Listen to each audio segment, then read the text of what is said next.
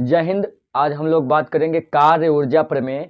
बहुत ही important topic है paper के लिए और बहुत ज़्यादा कठिन नहीं है, पर बच्चे इसको क्या करते हैं, कहते हैं सर हमें समझ में आया, छोड़ देते हैं। आज आपको एकदम विधिवत कायदे से समझाएंगे, आप पेपर तक नहीं हमेशा आप इसको याद रखेंगे, पर वीडियो को लास्ट तक देखिएगा। और चलिए वीडियो को कार्य ऊर्जा प्रमेय है क्या, इसका एक नोट पॉइंट है जो आपको याद रहना चाहिए कि किसी भी वस्तु पर किया गया कुल कार्य, आपके सामने परिभाषा देखिए, आप पढ़ सकते हैं। किसी भी वस्तु पर किया गया कुल कार्य उसमें गतिज ऊर्जा में परिवर्तन के बराबर होता है। ये पॉइंट आपको याद रखना है कि किसी भी वस्तु पर अगर आप कार्य कर रहे हैं तो उसमें उसका जो कार्य है, कुल कार्य है, गतिज ऊर्जा में जो परिवर्तन हो रहा है, जो कार्य कर रहे हैं उसके परिवर्तन के बराबर होता है। इसका मतलब यह है कि जैसे आप कोई वर्क कर रहे हैं तो जो उसका वर्क कर रहे हैं वो गतिज ऊर्जा के परिवर्तन के बराबर होता है। डेल्टा मतलब होता है परिवर्तन और काइनेटिक एनर्जी मतलब के ई होता है। ये आपका है कार्य ऊर्जा प्रमेय कि किसी भी वस्तु पर किया गया कुल कार्य उसमें गतिज ऊर्जा के परिवर्तन के बराबर होता है। तो डेल्टा ये बताता है आपको कि जो गतिज ऊर्जा में परिवर्तन हो रहा है वो किसके बराबर हो रहा है, कार्य के बराबर हो रहा है। तो इसको अगर हम और थोड़ा सा तोड़ें तो हमेशा परिवर्तन कैसे निकाला जाता है, अंतिम गतिज ऊर्जा और माइनस प्रारंभिक गतिज ऊर्जा करके। अगर ऊर्जा में निकाल रहे हैं या फिर और कोई चीज का अंतर निकाल रहे हैं तो आप अंतर हमेशा बाद वाले से पहले वाले को घटा कर निकालते हैं। तो यहाँ पर मान लीजिए हम निकालते हैं काइनेटिक एनर्जी फाइनल और माइनस काइनेटिक एनर्जी जो आपकी है इनिशियल है, मतलब कि किया गया कुल कार्य अंतिम गतिज ऊर्जा और माइनस प्रारंभिक गतिज ऊर्जा होती है, और उसी को हम लिख देते हैं कि डेल्टा के ई मतलब काइनेटिक एनर्जी। यही है आपका कार्य ऊर्जा प्रमेय। अब इसको हम लोग किस तरीके से सॉल्व करेंगे, एक नियत बल द्वारा, एक परिवर्ती बल द्वारा। पेपर में पूछा जाएगा कि कार्य ऊर्जा प्रमेय को सिद्ध कीजिए। अगर उसमें कोई भी नाम नहीं दिया गया कि परिवर्ती बल द्वारा सिद्ध कीजिए या नियत बल द्वारा सिद्ध कीजिए तो आप किसी भी तरीके से सॉल्व कर सकते हैं। लेकिन अगर उसमें दे दिया गया कि नियत बल द्वारा कार्य ऊर्जा प्रमेय को सिद्ध कीजिए, तब आपको नियत बल लगाना है। अगर उसमें बोल दिया जाए कि परिवर्ती बल द्वारा कार्य ऊर्जा प्रमेय को सिद्ध कीजिए तो आपको वहां परिवर्ती बल लगाना है। माना कोई m द्रव्यमान की वस्तु है और उसका वेग कितना है v, तो उसका जो गतिज ऊर्जा है, तो गतिज ऊर्जा के ई बराबर जो उसका फार्मूला होता है हाफ mv² होता है। इसको तो आप लोगों ने पढ़ा ही होगा कि गतिज ऊर्जा जो होती है हाफ mv² होती है। ठीक है, अब हम बात कर रहे हैं नियत बल द्वारा किया गया कार्य। इससे पहले हमने कार्य ऊर्जा प्रमेय के बारे में थोड़ा सा देखा है अभी। अब देखिए, जैसे मान लीजिए कि यह हमारा कोई वस्तु है जिसका द्रव्यमान कितना है, m है, ये इसका प्रारंभिक वेग कितना है, u है, और ये t समय में, मान लीजिए कितने समय में, t समय में s विस्थापन तय करने के बाद, ध्यान से देखिएगा, माना कोई m द्रव्यमान की वस्तु है जिसका प्रारंभिक वेग u है, t समय में s विस्थापन तय करने के बाद उस वस्तु का जो m वस्तु थी उसका जो वेग हो जाता है वो कितना हो जाता है, v हो जाता है। इसका जो बल है वो क्या है, नियत है। हमको नियत बल द्वारा इसको सॉल्व कि माना एक वस्तु का द्रव्यमान m है, उसका प्रारंभिक वेग यहाँ u है, उसका प्रारंभिक वेग कितना है, u है।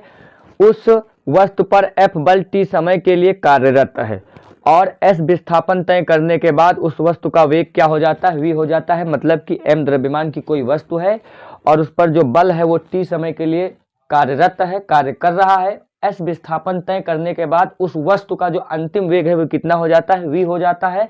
तो हम इसको गति के तृतीय नियम से सॉल्व करेंगे। वो होता क्या है, वो होता है v² बराबर u² प्लस 2as। ये आपका गति का तीसरा समीकरण है। इसी से हम कार्य ऊर्जा प्रमेय को सॉल्व करेंगे। अब देखिए हम क्या करेंगे कि इस पूरे समीकरण में m/2 से डिवाइड करेंगे, गुणा कराएंगे। m/2 से क्या करेंगे, गुणा कराएंगे। तो यहां लिखेंगे कि पूरे समीकरण में m/2 से गुणा करने पर, बहुत ही आराम से देखिएगा, हमने गति के तीसरे समीकरण से मतलब तीसरे समीकरण से हमको कार्य ऊर्जा प्रमेय सिद्ध करनी है, तो हम पूरे समीकरण में क्या करेंगे, m/2 से गुणा कराएंगे। गुणा कराइए, यहाँ अगर गुणा कराएंगे तो mv²/2 हो जाएगा, यहाँ बराबर में mu²/2 हो जाएगा, और यहाँ +2, या फिर आप लिख सकते हैं m/2 से हम गुणा करा रहे हैं 2as को, हमने गुणा करा दिया, सिंपल, इधर गुणा कराया और दोनों में इधर, ये 2 से 2 कट जाएगा, इधर हो जाएगा mv²/2 और बराबर में mu²/2 प्लस में mas। ये हमारा यहाँ तक आ गया है। अब देखिए हमको एक फार्मूला पता है कि जो होता है, यहाँ देखिए यहीं पर लिखते हैं, चूंकि हमारे पास F बराबर होता है ma। ये फार्मूला आपने पढ़ा होगा कि जो बल है वो द्रव्यमान और त्वरण के गुणनफल के बराबर होता है, तो F बराबर ma आपने पढ़ा होगा।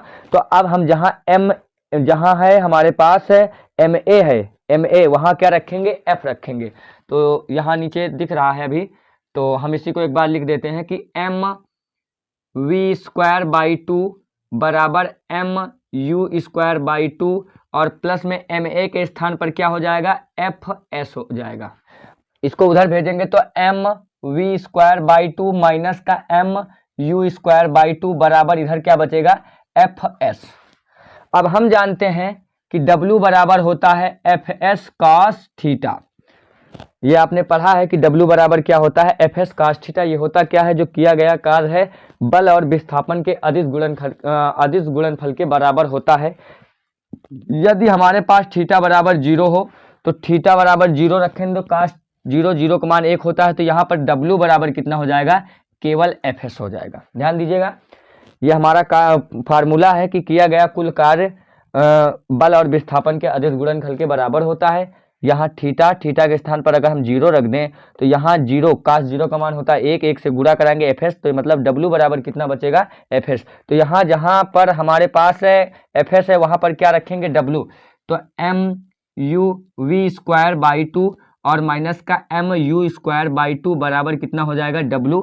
और यही हमारा क्या है, कार्य ऊर्जा प्रमेय है, v²/2 माइनस का mu²/2, यही हमारी क्या है, कार्य ऊर्जा प्रमेय।